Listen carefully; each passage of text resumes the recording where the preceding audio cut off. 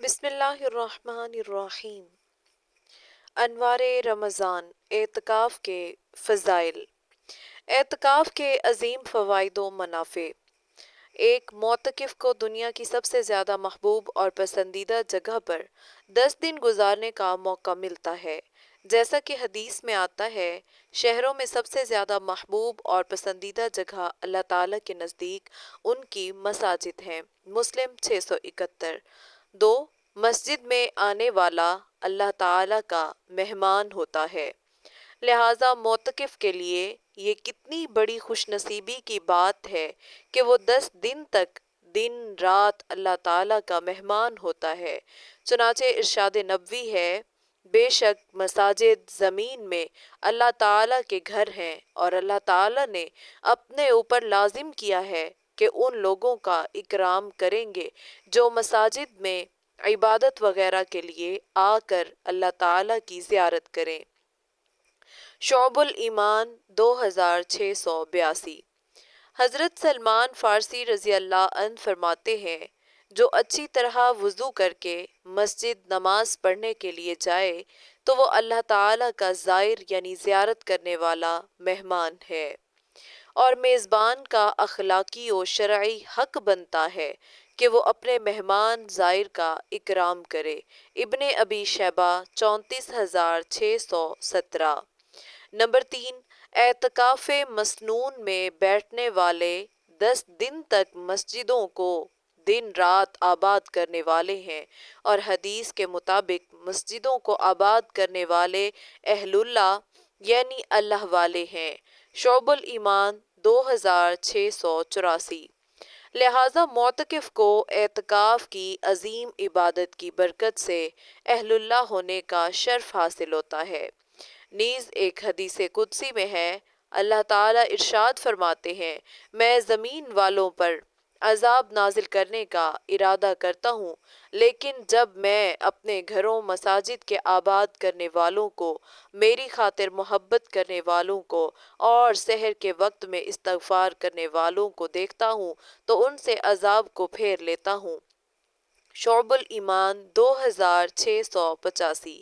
ایک اور روایت میں ہے، نبی کریم صلی اللہ علیہ وسلم نے ارشاد فرمایا، جب کوئی آفت آسمان سے نازل ہوتی ہے تو مسجدوں کے آباد کرنے والوں سے پھیر لی جاتی ہے۔ شعب الایمان 2686۔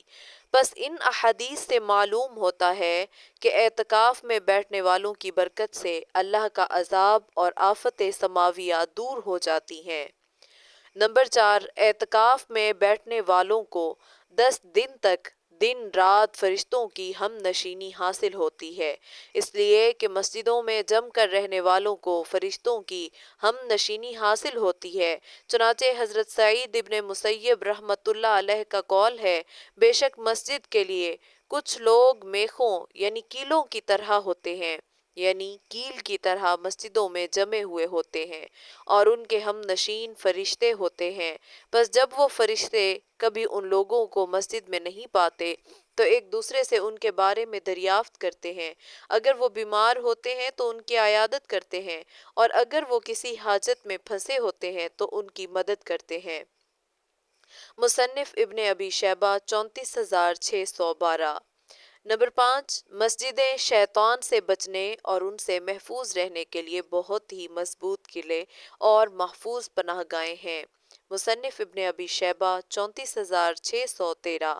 معتکف کو اعتکاف کی برکت سے یہ محفوظ اور مضبوط پناہ گاہ حاصل ہوتی ہے۔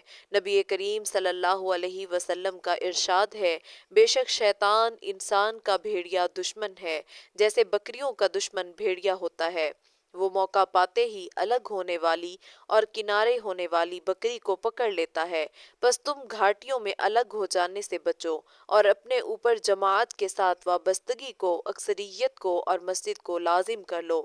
مسند احمد 22029۔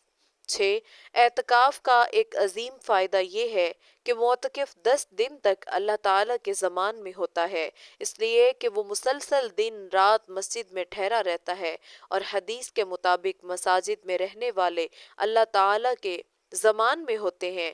چنانچہ ارشاد نبوی ہے، 6 مجلسیں ایسی ہیں جن میں سے ہر مجلس میں مومن اللہ تعالیٰ کے زمان میں ہوتا ہے۔ اللہ تعالیٰ کے راستے میں جماعت سے نماز ہونے والی مسجد میں، مریض کے پاس جنازے کے پیچھے جانے میں، میت کے گھر میں امام عادل کے پاس اس کی مدد و نصرت اور تعظیم کے لیے۔ کشف الاستار عن زوائد البزار 435۔ ایک اور روایت میں ہے، جو شخص صبح یا شام جس وقت بھی مسجد جائے تو وہ اللہ تعالیٰ کے زمان میں آ جاتا ہے۔ ابن خزیمہ 1495۔ نمبر 7، معتکف کو اعتکاف کی برکت سے یہ خوش قسمتی حاصل ہوتی ہے کہ وہ 10 دن تک مسجد میں رہنے کی وجہ سے نماز میں ہوتا ہے، یعنی اسے نماز کا ثواب حاصل ہوتا رہتا ہے۔ چنانچہ حدیث میں ہے، نبی کریم صلی اللہ علیہ وسلم کا ارشاد ہے، گھر سے مسجد جانے والا اپنے نکلنے سے لے کر واپس لوٹنے تک نماز پڑھنے والوں میں لکھ دیا جاتا ہے۔ سنن کبریٰ للبیہقی 4974۔